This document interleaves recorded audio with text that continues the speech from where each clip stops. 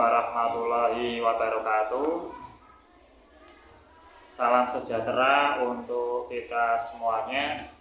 Pada kesempatan kali ini saya akan melakukan kegiatan pra-observasi yang nantinya sebagai rancangan pembelajaran yang dilakukan di kelas.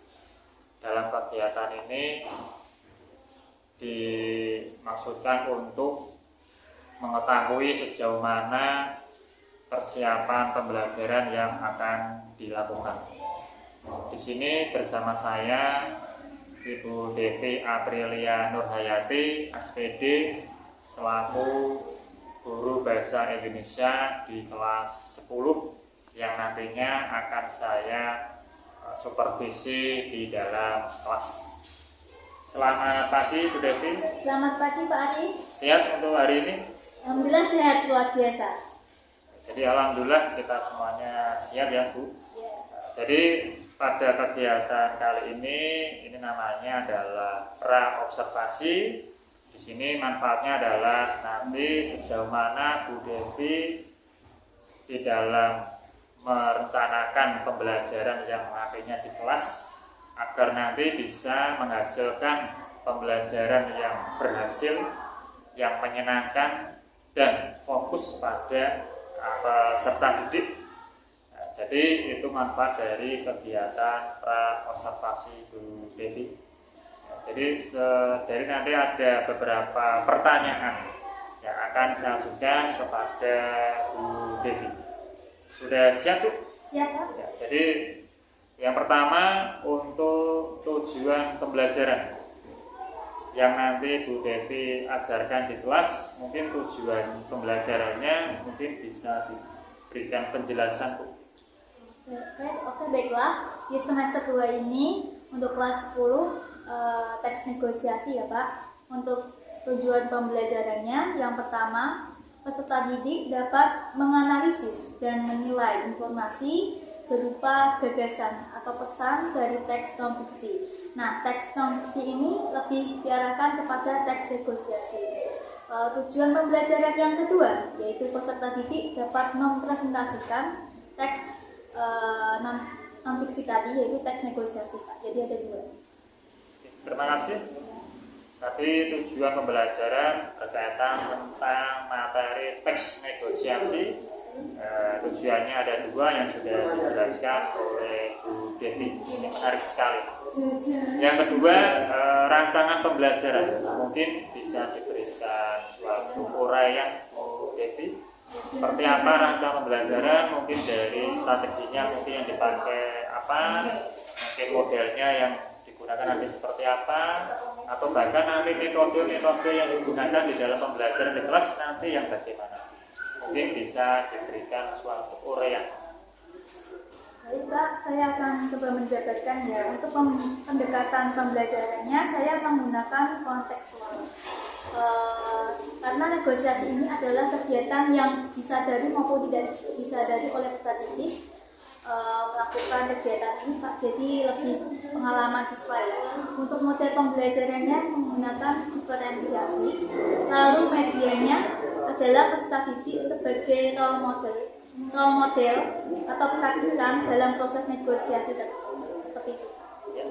Jadi disampaikan oleh Bu Devi pendekatannya menggunakan kontekstual, kemudian modelnya adalah model diferensiasi. Jadi mudah-mudahan nanti apa yang sudah direncanakan untuk pembelajarannya bisa berhasil. Jadi anak didik, peserta didik itu bisa mengetahui sesuai dengan tujuan yang disampaikan tadi. Kemudian yang ketiga, untuk waktu pelaksanaan, mungkin Bu Devi waktu pelaksanaan yang nantinya saya supervisi di dalam kelas mungkin kapan? Untuk kelas 11 saya ada jadwal hari Rabu jam pertama dan kedua Pak. Jadi nanti menggunakan kelas 11 jam pertama sampai jam kedua. Jadi 2 jam pelajaran ya Bu. Oke, jadi itu waktu nanti mohon nanti disiapkan. Jadi ada beberapa waktu yang bisa dimanfaatkan untuk persiapan. Kemudian yang keempat, percakapan yang sudah kita lakukan, Bu, mungkin menurut Bu Devi hasil apa yang percakapan yang sudah kita lakukan untuk hari ini? Jadi saya mendapat gambaran atau garis besar mengenai bagaimana saya akan melaksanakan rancangan pembelajaran agar bisa berhasil mencapai tujuan pembelajarannya dan mendapat gambaran tentang apa saja yang perlu saya siapkan, seperti itu. Ya, terima kasih atas waktunya Bu Devi. Tadi sudah beberapa pertanyaan, paling tidak ini bertujuan untuk persiapan. Ya, nantinya Bu Devi bisa menyiapkan agar hasilnya lebih maksimal di dalam kelas, dan saya doakan mudah-mudahan nanti pembelajarannya berhasil. Jadi pembelajaran yang menyenangkan, berfokus pada siswa. Saya ucapkan sekali lagi terima kasih Bu Devi atas waktunya yang sudah meluangkan waktu untuk melakukan kegiatan pra-observasi. Semangat Bu Devi. Iya, Pak. Saya akhiri. Wassalamualaikum warahmatullahi wabarakatuh. Waalaikumsalam warahmatullahi wabarakatuh. Assalamualaikum warahmatullahi wabarakatuh.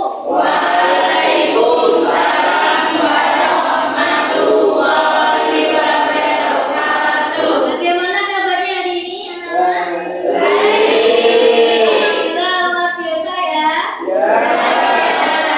Oke, sebelum mulai pembelajaran pada pagi hari ini, alangkah baiknya kita awali dengan berdoa dulu ya. Al-Fatihah dulu yuk. Silakan Mas Latif untuk memimpin doa. Siap, berdoa mulai.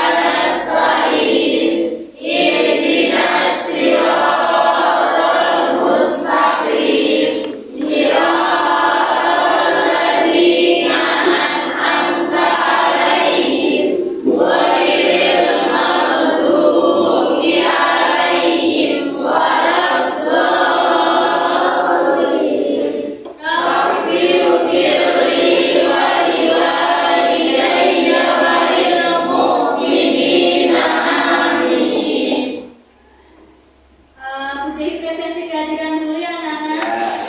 Adinda Wibiola, Afif juga, Ananda Rosiano, Andika Saputra, Angga Ramadhani, Arum, Dimas.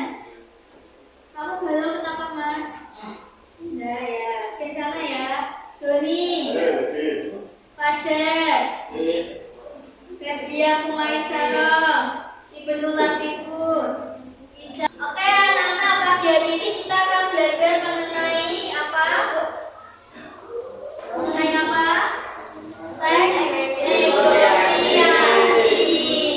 Nah, sebelumnya Bu Devi minta kalian untuk membaca dulu ya, teman sebelumnya ya, mengenai teks negosiasi.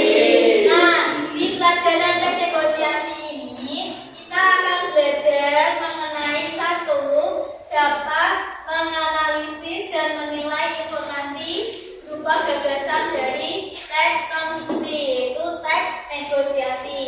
Yang kedua, tujuan pembelajaran kita adalah bisa menuliskan dan mempresentasikan dari teks negosiasi. Jadi selain kita mengetahui secara teori, kita akan juga belajar praktik membuat dan mempraktekkan teks negosiasi. Nah, di antara kalian sini ada yang tahu apa negosiasi? Ini berarti ada interaksi di negosiasi, berarti ada interaksi antara siapa? Antara yang baik dan yang jahat. Nah, yang kedua belah pihak itu siapa Mas Fajar? Kamu gue, Betulan. Nah, selain Betulan apa lagi?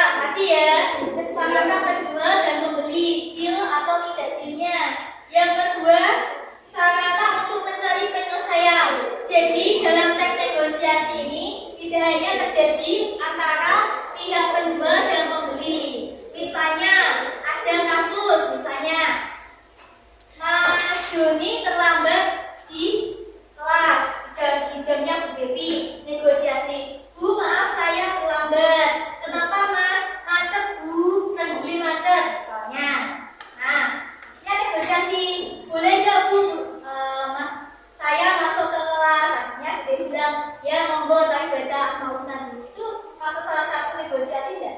Ya, kenapa? Karena untuk menyelesaikan masalah. Masalahnya Mas Joni apa?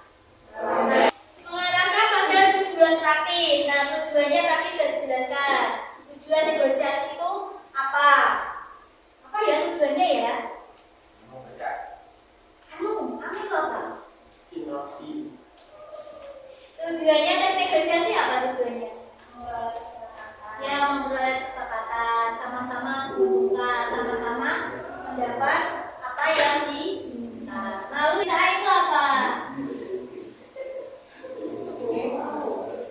Nah, pembinaan. Nah, pemutaran keinginan masing-masing ya. Biasanya dilakukan siapa penawaran itu? Pembeli. Contoh kalimatnya coba. Boleh saya lihat? Boleh saya lihat? Apanya yang dilihat? Harganya. Boleh saya lihat? Selain itu penawaran bisa dalam bentuk penawar harga. Contoh kalimatnya? Harga. Coba Mbak Rizky, ayo Mbak Rizky, kayaknya mau mengutarakan pendapatnya. Aku kemana? Kalau 250.000 gimana?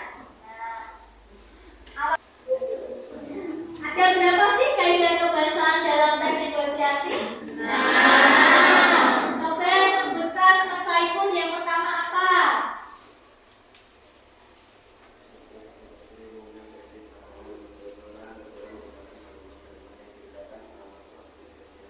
Pasangan kepula itu siapa? Nah, tadi sudah belajar teorinya. Sekarang kalian bersama pasangan kalian, pasangan sebangku kalian, coba membuat teks negosiasi tentang apa saja monggo. Temanya monggo. Mau penjual pembeli barang elektronik boleh. Mau jual beli di pasar boleh. Ya, silahkan diskusikan dengan temannya. Bu, ada yang satu-satu bisa bergabung menjadi satu kelompok 3 orang. Silakan, jadi berikan waktu untuk membuat. Kalau ada pertanyaan, silakan ditanyakan kepada Bu Devi boleh. Ekspresinya bagaimana menjadi seorang penjual, bagaimana menjadi seorang pembeli.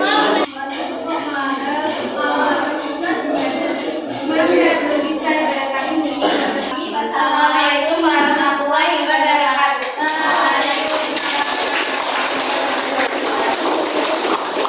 Tadi dari anak putri, sekarang anak putra. Coba Mas Andes sama Mas Andes.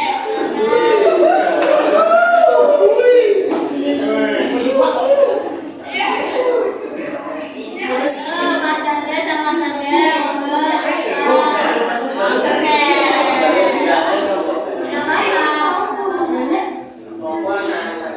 Ayo, yang penting bebas dari tampil. Ekspresinya ya, dibuka dulu. Biasa malu malu biasanya.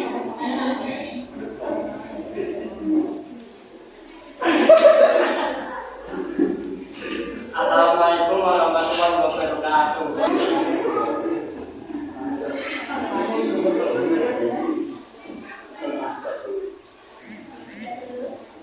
Assalamualaikum warahmatullahi wabarakatuh. Waalaikumsalam warahmatullahi wabarakatuh.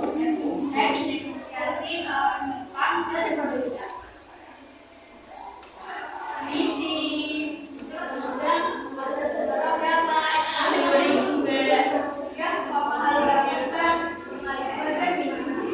Aku mau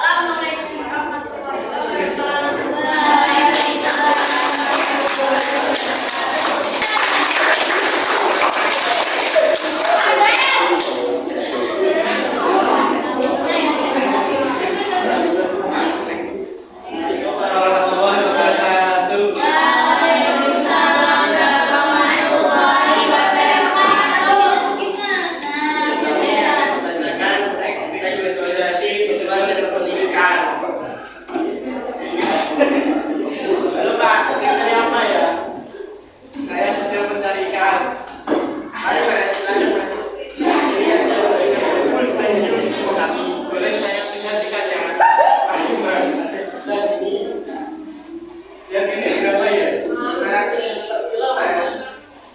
Waduh, nggak bisa kurang. Bisa Mas, bisa jadi sananya Mas. Tidak bisa kurang lagi. Kalau 250 gimana? Boleh tambah lagi ya Mas. Harganya kan paling kurang di antara kios lain. Kalau 300 mau nggak? Tidak Mas. Ada yang lain lagi Mas. Tidak, itu saja dulu. Ini uangnya. Baik Mas, terima kasih. Sama-sama. Assalamualaikum warahmatullahi wabarakatuh.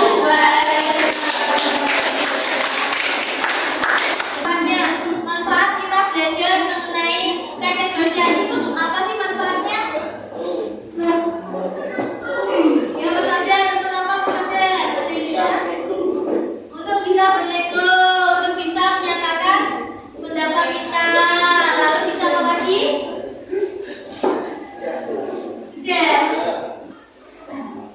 Ya, negosiasi ini terjadi secara tidak langsung dan langsung kalian sadari ya setiap harinya kalian mengobrol dengan bapak ibu atau mengobrol dengan teman, mengobrol dengan masyarakat, kita belajar bernegosiasi. Jangan lupa dalam bernegosiasi tentunya disesuaikan dengan adat kita yang sopan dan santun. Jangan memaksakan atau egois terhadap pendapat kita ya, atau kepentingan kita, karena dua-dua pihak harus mendapatkan sama-sama kepentingan masing-masing. Begitu. Baik, Bu Devi akhiri. Terima kasih atas partisipasi kalian. Ya. Semoga yang kita pelajari hari ini bisa bermanfaat. Amin. Wassalamualaikum warahmatullahi wabarakatuh.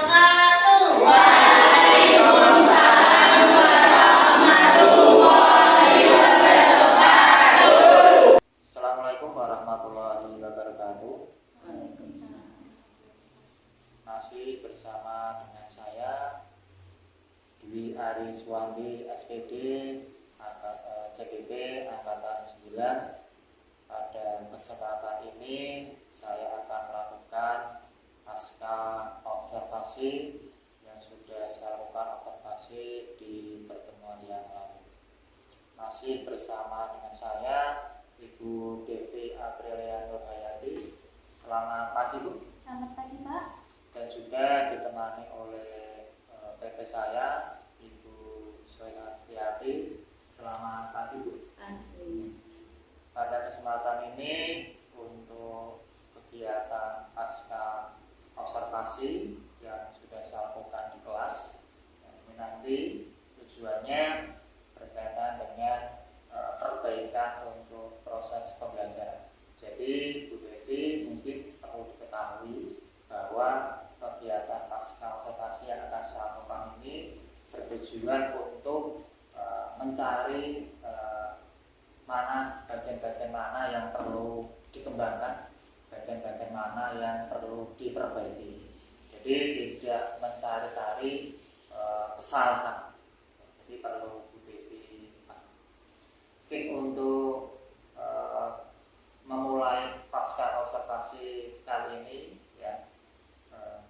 Selamat pagi Bu Devi. Ya, selamat pagi Pak Ari. Siap Bu?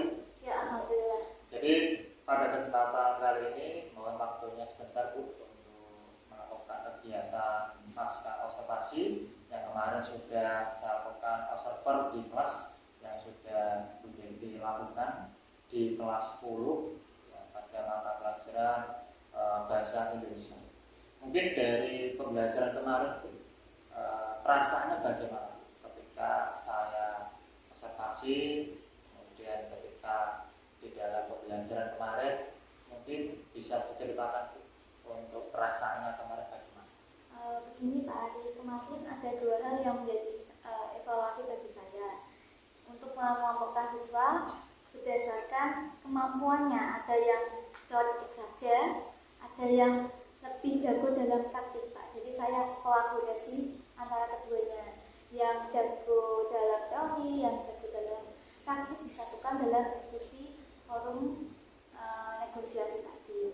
Hasilnya siswa mampu berbicara atau berdialog dalam mempraktikkan teks negosiasi yang telah dibuat. Jadi bentuk diferensiasinya seperti itu Pak. Jadi perasaannya senang karena dalam antusias. berdiferensiasi. Tadi ada yang namanya baik untuk teorik sama yang praktek.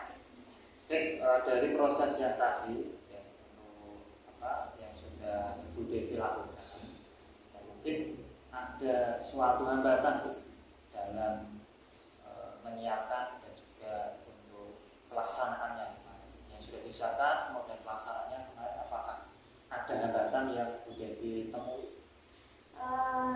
Karena jumlah satu kelas itu 26 nih Pak, 26 hambatannya itu tidak semua siswa itu bisa dikondisikan dalam kegiatan bernegosiasi ini. Jadi walaupun saya sudah kelompokkan berdasarkan kemampuan teoretiknya, praktiknya, tapi ada beberapa anak yang memang terlihat belum antusias gitu Pak.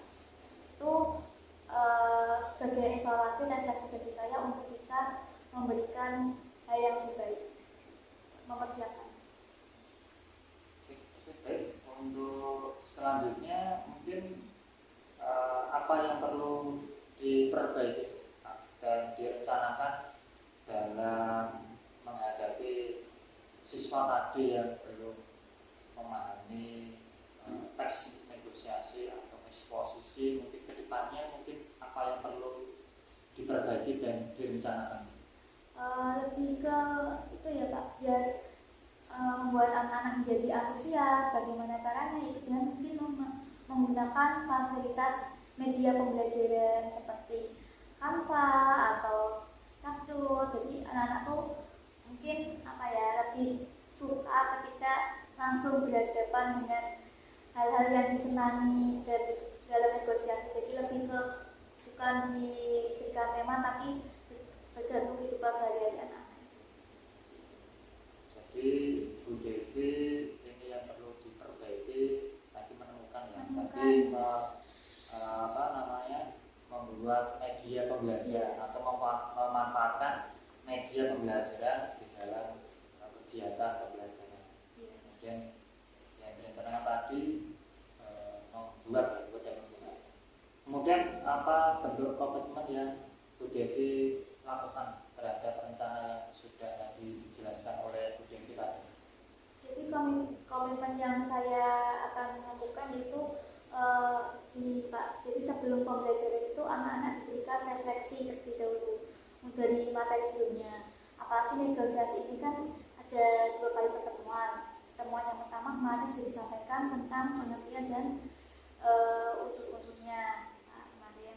Nah yang kedua ini nanti kalau ada pertemuan lagi lebih ke merefleksi lagi, kemarin anak-anak belajar tentang apa, biar pengetahuan dasarnya dengan pengetahuan yang baru bisa kolaborasi. Jadi anak-anak jadi lebih memahami teorinya. Dari yang sudah disampaikan tadi, mungkin ada pihak-pihak yang bisa membantu dan membantu dan mendorong di dalam menjaga komitmen yang sudah Bu Devi rencanakan.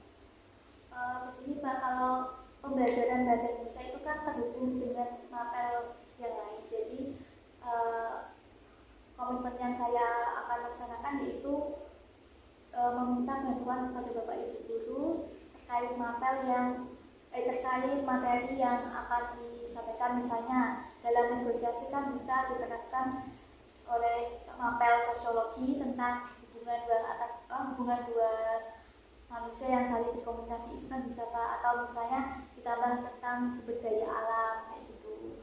Observasi anak-anak itu nanti kegiatannya apa, negosiasi. Jadi kayak kolaborasi gitu loh Pak dengan materi. Kolaborasi dengan Bapak Ibu guru yang lain atau rekan sejawat yang bisa membantu dan mendorong dari komitmen yang sudah Bu Devi rencanakan. Iya, kurang lebih seperti itu. Oke, terima kasih Bu Devi atas waktunya. Yang demikian untuk kegiatan pasca observasi. Mudah-mudahan apa yang sudah Bu Devi rencanakan untuk pembelajaran kedepannya, mudah-mudahan nanti bisa lebih maksimal terhadap perkembangan murid. Jadi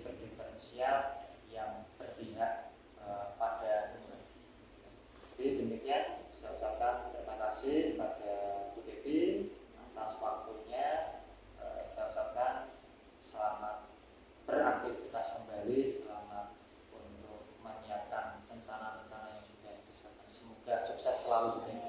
Iya, Pak. Demikian untuk proses kegiatan pasca observasi kelas dari saya. Kurang lebihnya mohon maaf yang sebisa-bisanya. Saya akhiri. Wassalamualaikum warahmatullahi wabarakatuh. Waalaikumsalam.